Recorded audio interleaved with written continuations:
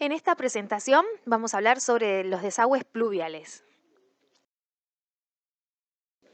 Los desagües pluviales son los que conducen las aguas de lluvia desde las cubiertas o solados hasta el cordón cuneta y la red colectora de desagües pluviales. Si se trata de zonas suburbanas, la conducción será hasta la zanja. También puede darse que se coloquen tanques retardadores o de acumulación para la reutilización de esa agua. Los elementos que componen en general un sistema de desagües pluviales son embudos, que van a reunir las aguas de una superficie de cubierta, y en caso de tratarse de una cubierta inclinada, ser un elemento lineal, como una canaleta. Luego tenemos el agua que va a descender por un elemento vertical que se llama caño de lluvia. En pisos y veredas podemos encontrar bocas de desagües abiertas que gracias también a las pendientes efectuadas en los solados van a recibir las aguas llovidas. También tenemos bocas de desagüe tapada para la reunión de diferentes ramales. Y otro elemento se llama conductal o condutal o albañal, que es un conducto horizontal que va a facilitar la salida de las aguas hacia el cordón cuneta. Siempre, al igual que en los otros tipos de desagües, preferimos contar con puntos de acceso cercanos para poder desobstruir la cañería en caso de ser necesario. Bueno, acá nos enfocamos en los embudos. Cuando tenemos una cubierta plana, como una azotea o una terraza, estas deben tener una pendiente tal que reúnan el agua en un punto, que esté preparado para recibirla y que no se produzcan filtraciones, y así darle curso al exterior del edificio. Los embudos que vemos, por ejemplo, en la imagen pueden ser de plástico, de polipropileno o de hierro de fundición. Los caños de lluvia son los elementos verticales que pueden embutirse en medianeras si estas tienen más de 45 centímetros y si no, deberán ir parcialmente embutidas o en un pleno dispuesto a este fin. Su apertura superior debe estar protegida para impedir que ingresen hojas, tierra, pelotas y todo tipo de objetos que pueda reducir la sección interior y dificultar el escurrimiento del agua durante una tormenta. Las bocas de desagüe son cámaras destinadas a recoger el agua de desagües pluviales, tanto desde los conductos como aguas superficiales. Las dimensiones de la boca de desagüe tienen una correlación con la superficie de solado que reciben. Los tramos horizontales, pero con pendiente del 1%, que se llaman conductales, se ubicarán a 40 centímetros de los desagües cloacales. Al igual que todos los desagües, que solo cuentan con la presión que les otorga la caída y la pendiente, el trazado de las cañerías debe acompañar el sentido de la corriente de las aguas, y los ángulos de los ramales serán como máximo de 45 grados. Las canaletas recogen el agua en las cubiertas inclinadas. Son elementos lineales, pero que a la vez tienen su pendiente del 1% hacia el caño de lluvia. Pueden ejecutarse con cinguería o chapa, las hay de PVC, y se pueden incorporar al diseño construyéndose con la mampostería o con el hormigón. Requieren un mantenimiento de limpieza mínimo que hará que durante una lluvia cumplan su función adecuadamente. En cuanto a los materiales que se usan, tenemos la chapa galvanizada, el hierro fundido, el PVC, que es un plástico, o el propileno también. Si se trata de caños de más de 15 metros, sobre todo verticales, debe considerarse la carga que van a recibir y por eso se adoptan materiales con adecuada resistencia estructural. Los elementos de PVC, como cualquier plástico, se deterioran al quedar expuestos a la radiación solar y esto reduce los años de vida útil. Cuando los conductales atraviesan el piso de habitaciones interiores, se deben construir de materiales reforzados. Como recomendación general, todos los tramos horizontales de los desagües deberían realizarse en espacios exteriores siempre que sea posible. Cuando la proyección de elementos de fachada, tales como mansardas, superen los 60 centímetros, deberán contar con desagües pluviales.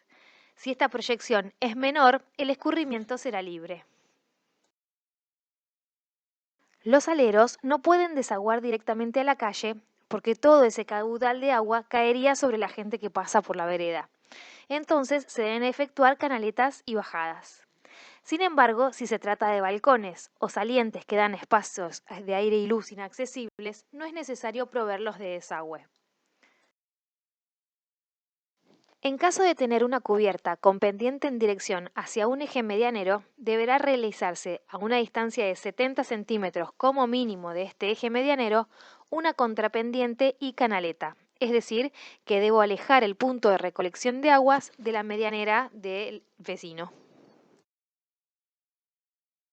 Si tengo un patio inglés, es decir, que el nivel de su superficie es inferior al nivel de la acera, no será posible que las aguas escurran por la pendiente de las cañerías y voy a tener que recurrir a la elevación mecánica de las aguas. Para esto debo contar con un pozo impermeable que tendrá una capacidad acorde a la superficie de recolección, que es de 30 litros por cada metro cuadrado de superficie, con un tope de 1000 litros.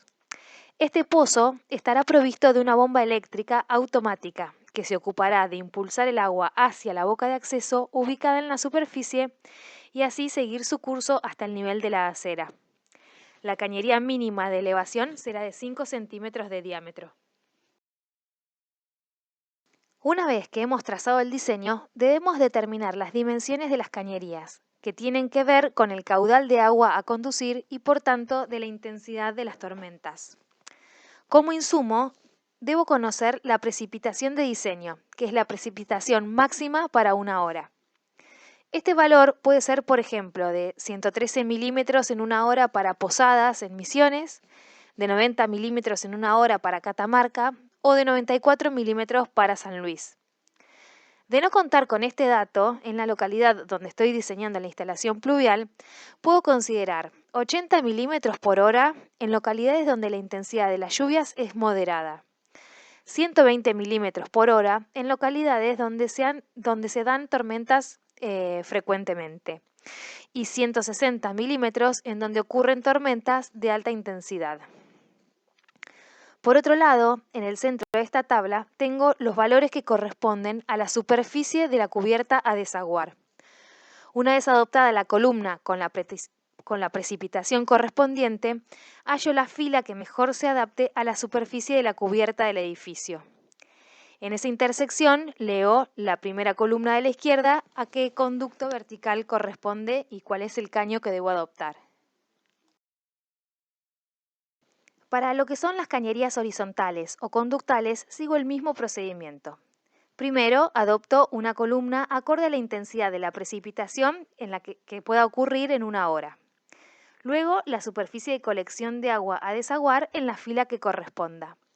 Y por último, tengo 4 paquetes de opciones según la pendiente que pueda adoptar. Recordemos que la ideal mínima es del 1%, pero si por las condiciones de proyecto puedo adoptar una pendiente de 1,5, tanto mejor, ya que el conducto va a tener más velocidad y menos carga. Entonces es ahí donde puedo adoptar la sección de caño de desagüe ideal para cada situación. Tanto esta tabla como la anterior son procedimientos propuestos por Aquaduct que pueden utilizarse para caños con rugosidades muy bajas como son los de polipropileno. En cuanto a la simbología, en la bibliografía tenemos el Manual de Obras Sanitarias, que es un documento bastante viejo, pero muy útil a la hora de observar cómo se conectan y se representan todos los elementos que estuvimos viendo. Esta simbología es adecuada para una escala de 1 en 100, que es la que requiere la confección de los planos técnicos de instalaciones sanitarias. Por eso es útil revisarla y tenerla a mano al dibujar los planos.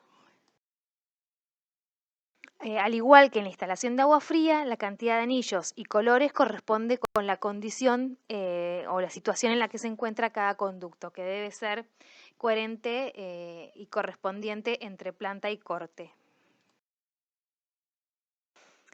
En este edificio de departamentos en Alemania, los desagües pluviales convencionales se reemplazaron por embudos y conductos metálicos donde el impacto de las gotitas, las caídas de agua y el aire que retorna por los conductos fue diseñado para potenciar su musicalidad y crear un espectáculo sensorial durante las lluvias. Y se ha convertido, claro, en una atracción turística en Dresden. En muchos edificios medievales, las gárgolas tienen la función de alejar el agua de los muros de los edificios y así evitar que se ennegrezcan y enmohezcan. Son verdaderos elementos escultóricos y ornamentales y cumplen una función de preservación de las fachadas. No solo podemos ver este tipo de elementos en edificios góticos, sino, por ejemplo, en el edificio Chrysler de Nueva York, inaugurado en el año 1930. Muchas gracias, terminamos con pluviales y ahora queda uno solo más con las cuestiones de sustentabilidad.